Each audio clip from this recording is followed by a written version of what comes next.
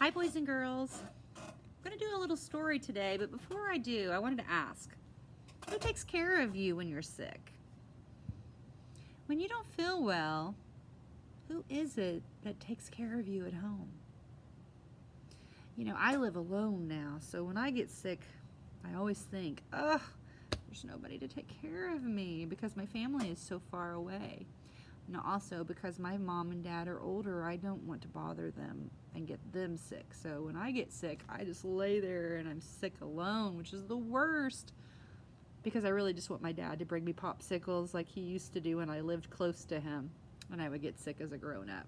Because that's kind of like our thing. When I would get sick when I was little, my dad would buy me popsicles and they always made me feel better. And even when I was grown up, when I lived close to my parents and I would be sick, I would have a knock at the door, and when I opened the door, there would be my dad with his arms stretched out so he wouldn't get sick, holding a bag of popsicles and usually a little Sprite. Those are how he would help me when I was sick as a grown-up. But who takes care of you? Who is it that does all those wonderful things that help to make you feel better? Those are the special people in our lives. They're the ones that love us the most, and you probably have more than one. Now, in the story that we're going to read, there's a little bear, and he does not feel well. And you can tell that by looking at the picture and the title. The title is called, Don't You Feel Well, Sam? So let's go ahead and read to see who helps Sam when he's not feeling well. What time of day is this picture being made? The nighttime, right? See the stars and the dark sky and the moon? There's also one of my favorite animals. I love owls. There's our title page. It has Don't You Feel Well, Sam? The author is Amy Hest, and it's illustrated by Anita Duram, and Anita drew the pictures as the illustrator, the illustrations. These are very pretty pictures. I really like the art in this book. It was a cold, cold night on Plum Street.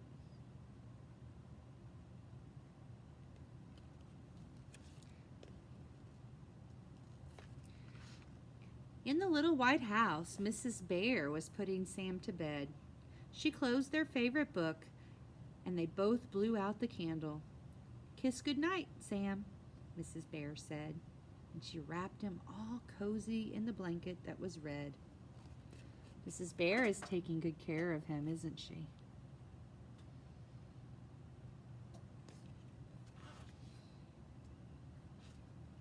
But suddenly she heard a cough.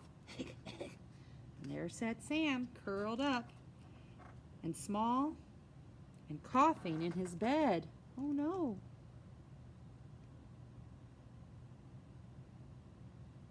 And he was just fine a second ago. Mrs. Bear put her arms around Sam.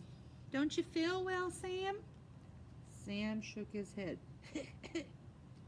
Poor Sam. Mrs. Bear hugged him harder and kissed his warm cheek. "You have a cough," she said, and she dashed down the stairs and up again with syrup.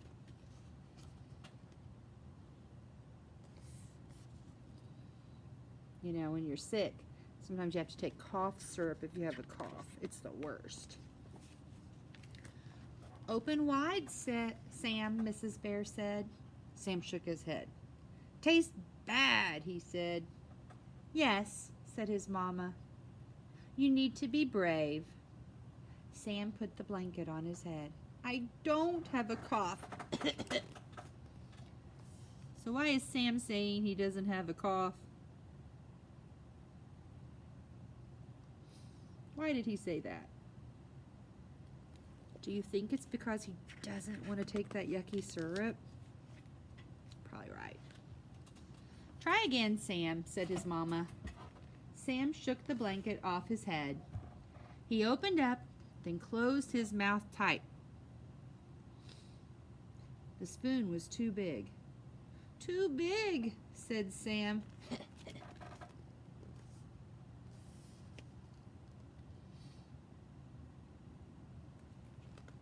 Is that spoon really too big to fit in his mouth? Why does Sam say that it's too big? You can do it, Mrs. Bear said. I know you can, Sam. Sam opened up and closed his mouth tight. Too much syrup on a too big spoon. Too much, said Sam. He really does not want that medicine, does he? Have any of you ever said those same things to your parents? Mrs. Bear rubbed frost off the window and peeked outside. Soon it will snow, she said. Open wide, Sam, and afterward we'll go downstairs and wait for snow.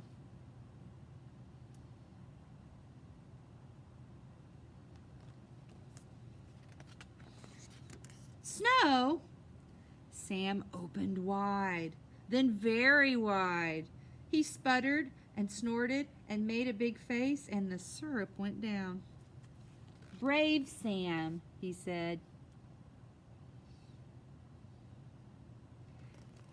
Sam must really like snow. How did the author let us know that Sam likes snow? He wasn't going to take the syrup, right? But then he was like, snow. I'll show you even in the book. When he says snow, the author made the word bigger and he put it by itself so that you could see it has an exclamation point showing that when Sam says it, he says it with a lot of feeling, like, snow. He was really excited. And then this yucky syrup that he did not want to take, even though he was sick, he was like, I'll take it right now. Because when he takes the syrup, they get to go down and wait for the snow. So he must really like snow, huh? I mean, the author didn't say that, but the words the author did say kind of give us a clue.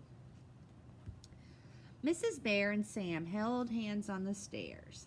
Sam wore his robe that was blue, and his slippers were too. He has a blue robe and blue slippers.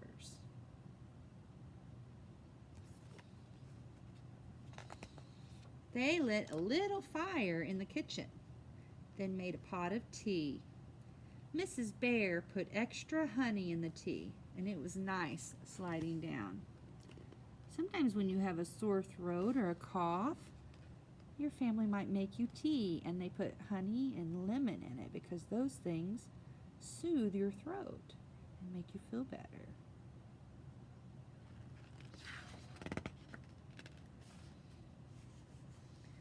After tea, they sat in the big purple chair near the window and waited for snow. Mrs. Bear told a story about a bear called Sam. Sam liked the story, so she told it again.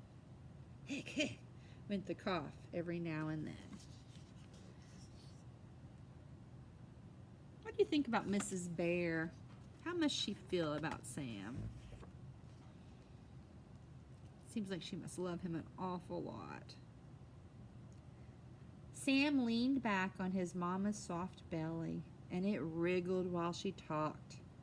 The little fire glowed, and the kitchen was warm.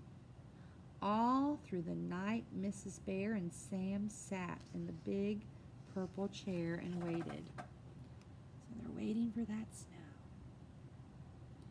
Sam and his mom. And I noticed down here it looks like there might be a mouse and its mom warming themselves by the fire too. And finally, it snowed. What's Sam doing now that it's snowing? He fell asleep on his mama, didn't he? So when Sam is coughing, the author, I kind of made a coughing sound, but the author said, hick, hick. Is that a real word? No, it's a sound word. Sometimes authors do that. They'll think of a sound that you might hear, like a coughing sound or a sound made by a car or a sound made by an instrument, and they'll listen to the sounds, and then they'll write the sounds as letters. So you got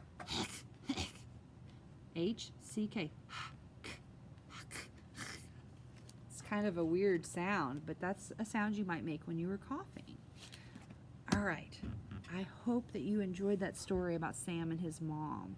Think about who takes care of you when you're sick, and know that they do that because they love you an awful lot. And it's very important that you love them and show them how much you appreciate them. Have a great day.